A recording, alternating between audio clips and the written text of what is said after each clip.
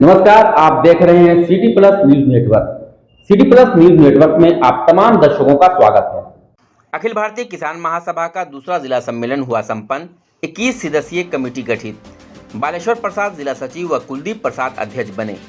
गया जिला परिषद सभागार में अखिल भारतीय किसान महासभा गया का दूसरा जिला सम्मेलन संपन्न हुआ। इस सम्मेलन में जिले से लगभग 100 प्रतिनिधि शामिल हुए। सम्मेलन की शुरुआत संगठन के झंडोत्तोलन व आंदोलन में शहीद किसानों को श्रद्धांजलि के साथ की गई। झंडोत्तोलन वरिष्ठ वामपंथी किसान नेता अवधेश सिंह ने किया। सम्मेलन की शुरुआत में भाकपा माले के घोसी विधायक कॉमरेड रामबली प्रसाद यादव ने हरित क्रांति के जनक MS स्वामीनाथन और ऐतिहासिक किसान आंदोलन में शहीद किसानों को श्रद्धांजलि दी।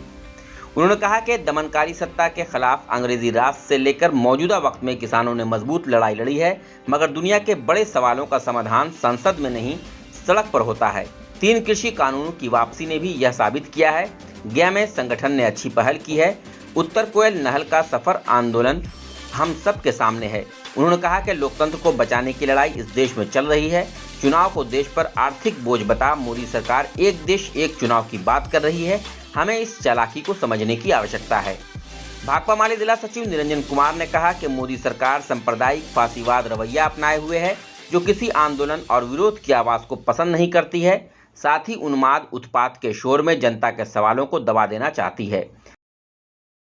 अखिल भारतीय किसान महासभा गया जिला का दूसरा सम्मेलन और कार्यकर्ता के रूप में हम यहाँ मौजूद हैं। तो इसका तो पहला उद्देश्य ये है 13 महीना तक चले जो विश्व विख्यात कहा जाए जो किसान आंदोलन था, उस आंदोलन के दबाव में मोदी जी ने कृषि कानून को वापस किया है, लेकिन उसके साथ जो उन्होंने वादा किया जल्दी ही हम कमेटी कार्यक्रम और किसानों का जो फसल है उसका समर्थन मूल्य C2 प्लस 50% हम तय कर देंगे और समर्थन मूल्य को कानूनी दर्जा देंगे।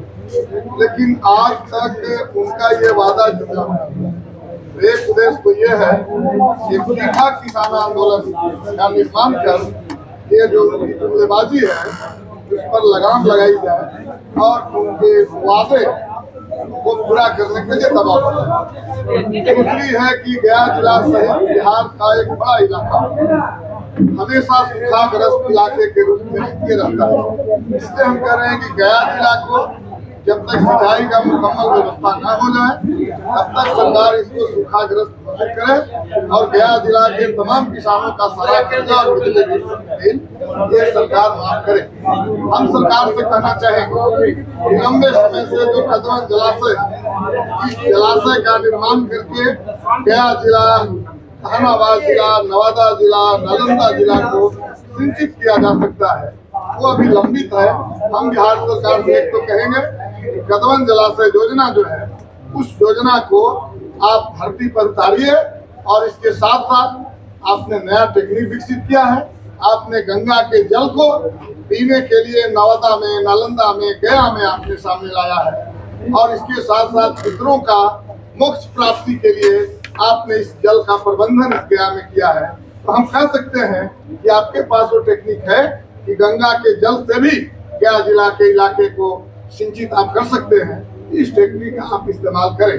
गया जिला लंबी लड़ाई लड़ी ये उत्तर कोयल नहर का गाद सफाई करने के लिए और इस लड़ाई की एक बड़ी जीत हुई है।